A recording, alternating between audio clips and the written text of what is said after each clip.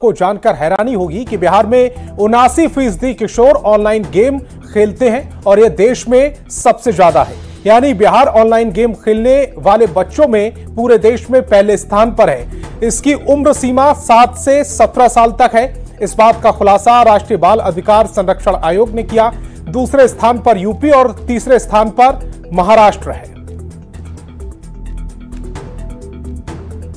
बिहार में किशोर online game जिस तरीके से खेलते हैं, ऐसे में उनके अभिभावक बेहद परेशान हैं और जो अब खुलासा हुआ है वह वाकई में चिंता की बात है। दरअसल राष्ट्रीय बाल संरक्षण आयोग ने इस बात का खुलासा किया है कि बिहार में ऑनलाइन गेम खेलने वाले बच्चे देश भर में सबसे ज्यादा हैं। राज्य के तकरीबन 79% किशोर ऑनलाइन गेम खेलते हैं। इनकी उम्र सीमा जो है वो 7 साल से लेकर 17 साल तक है और ये बच्चे 24 घंटे में 7 से 8 घंटे तक ऑनलाइन गेम खेलने में व्यस्त रहते हैं। जो बात निकलकर सामने आई है उसके अनुसार बिहार के बाद उत्तर प्रदेश दूसरे स्थान पर और महाराष्ट्र तीसरे स्थान पर है। इन दोनों ही राज्यों के 75% बच्चे ऑनलाइन गेम खेलते हैं। गेम की लत से कई बच्चों की पढ़ाई छूट रही है। जो किशोर हैं वो कर्ज में डूब रहे हैं। ऑनलाइन गेम केवल समय कहीं बर्बाद नहीं करता है। ऐसे में 20% ऐसे बच्चे हैं जिनकी कई बार स्कूल की परीक्षा तक छूट गई है। वहीं 48% बच्चे ऐसे हैं जो कर्ज में डूबे हुए हैं। ये अपने मित्रों से कर्ज लेकर गेम खेलते हैं। ऐसे बच्चे कई बार गलत संगत में भी फंस चुके हैं। गेम की लत के कारण 45% से अधिक बच्चे सिर्फ 1 साल में काउंसलर के पास पहुंचे हैं। जब अभिभावकों को इस बात का पता चलता है तब तक काफी देर हो चुकी होती है। ऐसे में अभिभावक काउंसलर के पास तो ले जाते हैं और फिर धीरे धीरे कोशिश करते हैं कि बच्चों को ऑनलाइन गेम से दूर किया जाए। गेम में असफलता के कारण 50% बच्चे रहते हैं तनाव में और ऐसे में अभिभावकों की भूमिका बढ़ जाती है। लगातार अगर आपके बच्चे बैठने में कमर, सिर और कंधे में दर्द की शिकायत करते हैं तो उन्हें समझाना चाहिए और खुद समझना चाहिए कि उन्हें किस तरह की समस्या सामने आ रही है। 60% से अधिक बच्चे अभिभावकों के जो हैं वो हजारों रुपए दे चुके हैं, बर्बाद कर चुके हैं इस मामले में। और कई तरह की सावधानियां जो हैं वो बरतनी होगी। अपने बच्चों को आप इंटरनेट से दूर रखें, खतरनाक ऑनलाइन गेम की उन्हें जानकारी दें, आउटडोर गेम के प्रति उनका इंटरेस्ट बढ़ाएं, बिना जरूरत के इंटरनेट इस्तेमाल नहीं करने दें, ऑनलाइन गेम के नुकसान के बारे में उन्हें समझाएं। कई ऐसे गेम हैं जिनके बारे में आपको जानकारी होनी चाहिए ऑनलाइन गेम को लेकर। ब्लू व्हेल चुनौती, चोकिंग गेम, गैलर चुनौती, दालचीनी चुनौती, टाइट पॉट चुनौती, अग्निपरी, मरियम का खेल, 5 उंगली पट्टिका, काटने की चुनौती, नमक और बर्फ चुनौती, चार्ली चार्ली। तो इस तरह के जो गेम्स हैं, अगर आपके बच्चे उसमें बिजी हैं तो आपको एज ए गार्जियन ध्यान देना चाहिए ताकि आपके बच्चे इन ऑनलाइन गेम के चक्कर में न फंसें और वे अपने पढ़ाई के प्रति ज्यादा सिंसियर रहें। कैमरा पर्सन सुबोध के साथ संजय कुमार, न्यूज 18 पटना। और दरभंगा एयरपोर्ट को अंतर्राष्ट्रीय स्तर का एयरपोर्ट बनाने की कवायद तेज हो गई। जेडीयू के राष्ट्रीय कार्यकारी अध्यक्ष संजय झा ने नागरिक उड्डयन मंत्री राममोहन नायडू से मुलाकात की। संजय झा ने अंतर्राष्ट्रीय एयरपोर्ट बनाने और रनवे के विस्तार की आवश्यकता के संबंध में ज्ञापन सौंपा। संजय झा ने सोशल मीडिया पर एक्स पर पोस्ट कर इस बात की जानकारी दी। नागरिक उड्डयन मंत्री ने उनके अनुरोध को अत्यंत गंभीरता से लेते हुए इंडिगो और आकाशा एयरलाइंस के अधिकारियों को फोन कर दरभंगा से दिल्ली, मुंबई, बेंगलुरु और हैदराबाद के बीच उड़ान सेवा शुरू करने का प्रस्ताव विभाग को देने का निर्देश दिए। साथ ही विभाग के अधिकारियों को निर्देश दिया गया कि दरभंगा एयरपोर्ट को अंतर्राष्ट्रीय एयरपोर्ट बनाने से संबंधित विस्तृत प्रस्ताव तैयार करें। नवादा में दलित बस्ती अग्निकांड के बाद केंद्रीय मंत्री जीतन राम मांझी कृष्णा नगर गांव के दलित टोला पहुंचे और बस्ती के लोगों से मुलाकात की। उन्होंने लोगों की पीड़ा सुनी। केंद्रीय मंत्री ने पूरे मामले की सीबीआई जांच की मांग की। उन्होंने आरोप लगाया कि बिना प्लानिंग के इस घटना को अंजाम नहीं दिया जा सकता और पूरी सच्चाई सामने आने के लिए इसकी सीबीआई जांच जरूरी है। उन्होंने इसे भूमि विवाद का मामला बताया और कीमती जमीन की वजह से भूमि माफिया पर घटना को अंजाम देने का आरोप लगाया। केंद्रीय मंत्री ने कहा कि अगर कोर्ट से मामले का निपटारा हो गया होता तो यह घटना नहीं होती।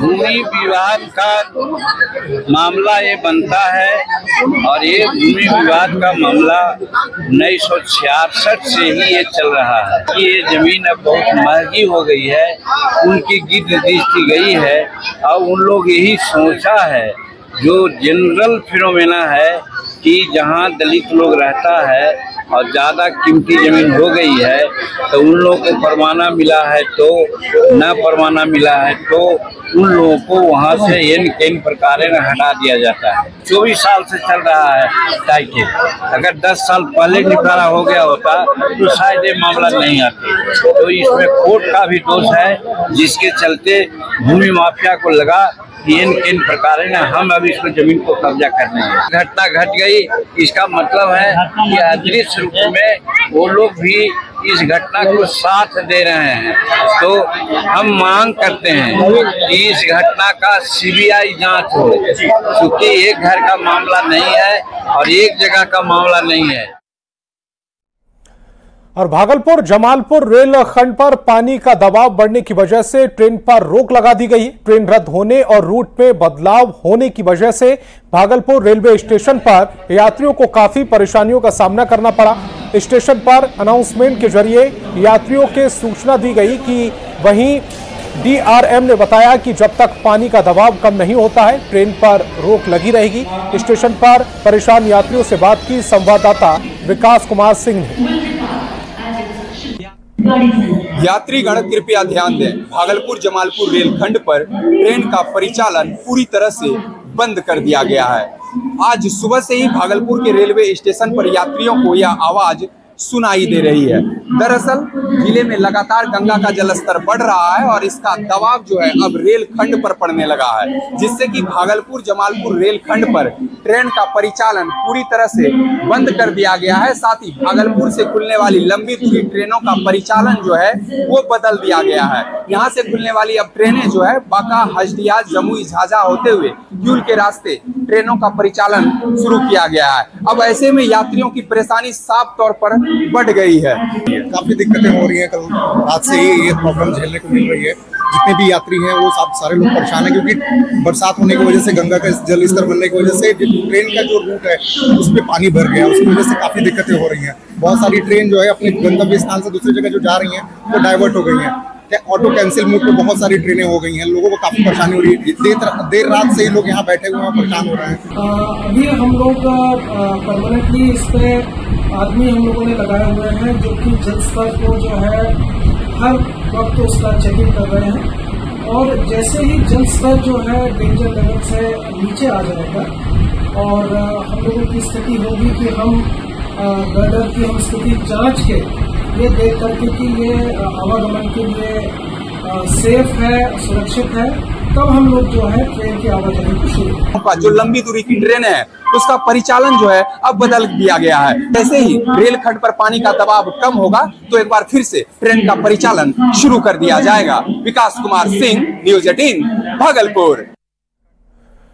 और मुंगेर के जमालपुर सुल्तानगंज रेल खंड पर गाड़ियों के आने जाने को बंद कर दिया गया है, जिसकी वजह से यात्री काफी परेशान हैं। मालदा डिवीजन के DRM मनीष कुमार गुप्ता ने बताया कि बरियारपुर और रतनपुर रेलखंड के बीच पुल संख्या 195 में बाढ़ का पानी काफी तेज रफ्तार से बह रहा था और पानी पटरी के गाटर में सट गया है, जिसकी वजह से यात्रियों की सुरक्षा को देखते हुए गाड़ियों के आने जाने पर रोक लगा दी गई है। उन्होंने कहा कि जल स्तर पर निगरानी रखी जा रही है और जैसे ही डेंजर लेवल से पानी नीचे होगा वैसे ही ट्रेन सेवा की शुरुआत कर दी जाएगी। जिन यात्रियों का टिकट कैंसिल हुआ उन्हें SMS और समाचार माध्यमों के जरिए सूचना दी जा रही है। बाढ़ में बड़ी मुसीबत।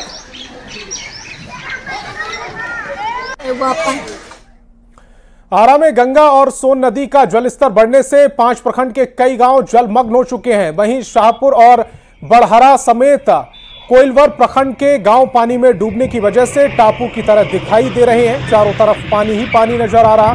गांव से मेन रोड का संपर्क टूट गया है, जिसकी वजह से लोगों को काफी परेशानियों का सामना करना पड़ रहा। बाढ़ से परेशान लोगों से बात की संवाददाता चंदन कुमार ने। भोजपुर जिले में गंगा और सोन नदी का रौद्र रूप देखने को मिल रहा है और पिछले एक सप्ताह से भोजपुर जिले के 5 प्रखंड के सैकड़ों गांव इस वक्त जलमग्न हो चुके हैं। देखिए इस वक्त हम मौजूद हैं, ये ज्ञानपुर गांव है आरा सदर प्रखंड का, और किस तरह से देखिए इस गांव के चारों तरफ केवल पानी ही पानी दिखाई दे रहा है। ये गांव पूरी तरह से जलमग्न हो चुका है और देखिए किस तरह से जो घर हैं पूरी तरह से पानी में डूब गए हैं और यहाँ आने जाने का जो रास्ता है, आवागमन है, पूरी तरह से बंद हो गया है। लोग घर में और छतों पर रहने को मजबूर हैं।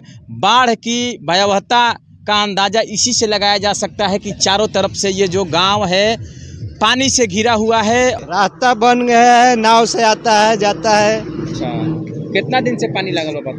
अरे 8-10 दिन से पानी बढ़ गया।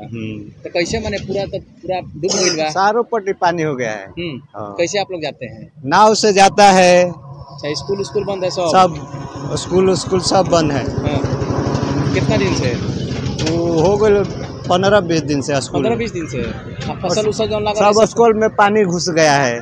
फसल उसल के क्या स्थिति बा? सब फसल डूब गया है। बाढ़ की जो भयावहता है तस्वीरों में साफ तौर पर देखी जा सकती है कि गांव के गांव जलमग्न हो चुके हैं। वहीं प्रशासन भी लगातार राहत कार्य चला रहा है, लेकिन जरूरत है बाढ़ पीड़ितों को हर संभव मदद करने का। चंदन कुमार, न्यूज़ 18।